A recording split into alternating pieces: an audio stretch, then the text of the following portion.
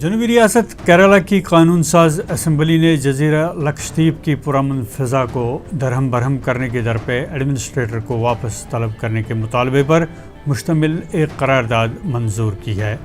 وزیر اعلیٰ پنارائی وجین کی طرف سے پیش کی گئی قرارداد میں کہا گیا ہے کہ مرکزی حکومت کی جانب سے مقرر کردہ ایڈمنسٹریٹر اپنے کئی اقدامات کے ذریعے یونین ٹیریٹری جزیرے پر زعفرانی ایجنڈا مسلط کرنے اور کارپوریٹ مفادات کو پورا کرنے کی کوشش کر رہے ہیں۔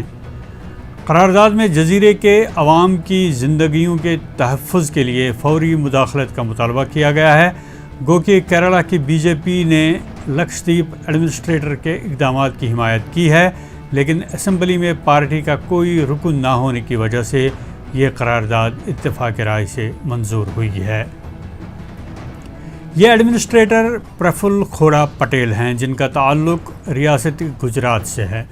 گزشتہ دسمبر میں انہیں اس عہدے پر تعینات کیا گیا اور ان کی آمد کے ساتھ ہی 32 مربع کلومیٹر پر محیط 66,000 نفوس کی آبادی والے اس خوبصورت جزیرے کا امن سکون درہم برہم ہونے لگا۔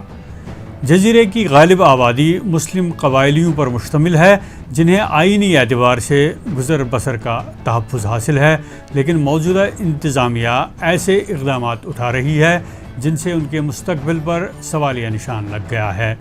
متنازع اقدامات میں Lakshadweep development authority regulation LDAR 2021 نام کے قانون کی منظوری بھی شامل ہے، جس کے تحت مقامی انتظامیہ عوام کی مرضی کے برخلاف مرکزی حکومت کو بے دریغ طاقت عطا کر رہی ہے۔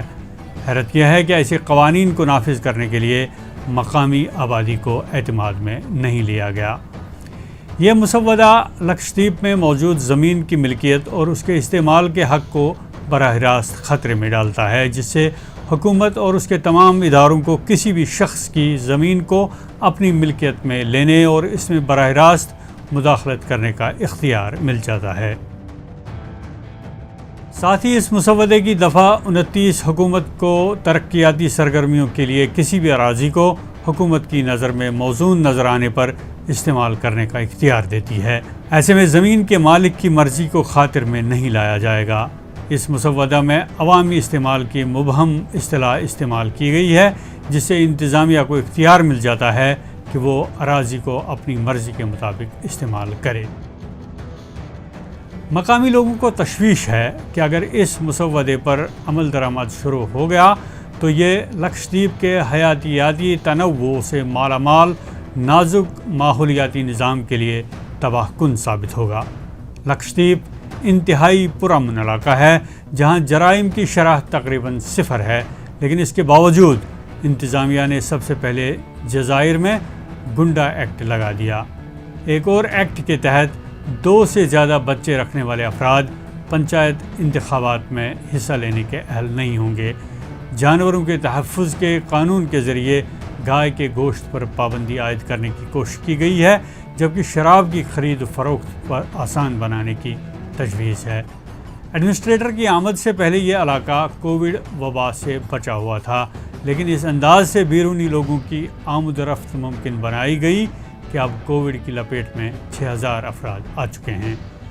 انتظامیہ کا کہنا ہے کہ یہ اقدامات لکشدیپ کو مالا مال بنانے اور سیاحت کو فروغ دینے کے لیے اٹھائے جا رہے ہیں۔ حقیقت یہ ہے کہ یہاں کے لوگ پہلے ہی آسودہ حال ہیں اور ٹورزم یہاں کئی دہائیوں سے پھل پھول رہا ہے۔ سابق بیوروکریٹ اور سفارتکار وجاہت حبیب اللہ نے مرکزی وزیر داخلہ امت شاہ کو ایک مکتوب میں ان اقدامات کے دور رس نتائج سے خبردار کیا ہے اور انہیں صلاح دی ہے کہ اس پرامن اور خوبصورت علاقے کو نشانہ نہ بنایا جائے۔ وجاہت حبیب اللہ ماضی میں لکشدیپ کے ایڈمنسٹریٹر رہے ہیں۔